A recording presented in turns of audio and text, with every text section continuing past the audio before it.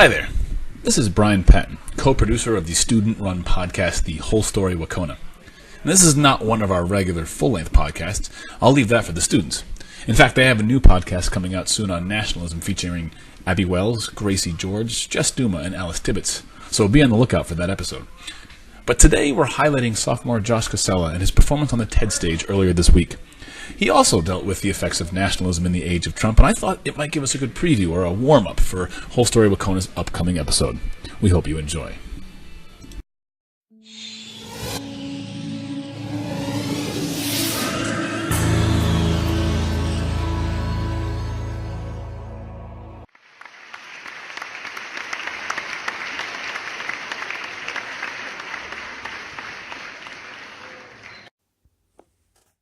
What should Americans know about nationalism? Americans should know the nitty-gritty of nationalism and the bad things it can lead to, such as Germany in World War II and how Hitler rose to power. When he wiped out a race of 6 million people, although nationalism led to the foundation of this country, without it, America would have never existed. Nationalism can be used for a force for good, but most of the time, it can be in history as causes many ethnic violences, such as the Rwandan Genocide, poor treatment of Native Americans, and the people that usually come together as a nation usually see the other as inferior and themselves as superior. Even though the Rwandan Genocide was an ethnic tension, centuries before this brutal genocide between the Tutsi and Hutus. This but very ironic because the Hutus blamed the Tutsi for the social and economic problems in their country. Moreover, these two ethnic races live side by side, and following almost the same traditions, the Rwandan genocide was mostly caused by the colonization of Rwanda by the Belgians. And when they did this, they mostly favored the minority of Tutsi over the majority of Hutus, which was 85% over 14%. The Belgians also gave the Tutsi many advantages over the Hutus. Although they made the Tutsi and Hutus carry race cards, they could also identify what race they were.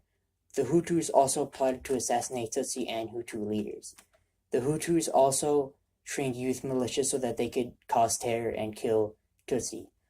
Overall, the Rwandan genocide was very brutal, and nationalism being a very big factor in causing many deaths of many innocent lives, most of them being 800,000. Essentially, we can't think of ourselves different because of our races, such as the Rwandans did because of their religious differences. We can make the same mistake, or we can't. We can think of ourselves as Americans, not Christian, Jewish, Mormon, Hindu, or Buddhists, but just as Americans. No other race, just one people. Americans should definitely learn about this, as if they don't already know the history and negatives of nationalism. There are many other ways countries and us Americans can prevent the negatives of nationalism. Of course, there are some things that us, the American people, can get rid of.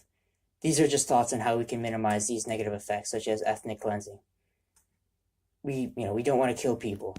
Obviously, we wouldn't do that. Competition between nations, Cold War, Russia, us, and Nazis.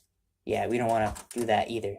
So obviously President Trump wouldn't cleanse our country of the illegal immigrants by killing them or forcing them into concentration camps. He would just send them back over the border. In conclusion, nationalism can lead to good things, but in history it has taken lots of people's lives. The American people can learn and draw from the cons of nationalism so they can better educate themselves when the time is greatly needed.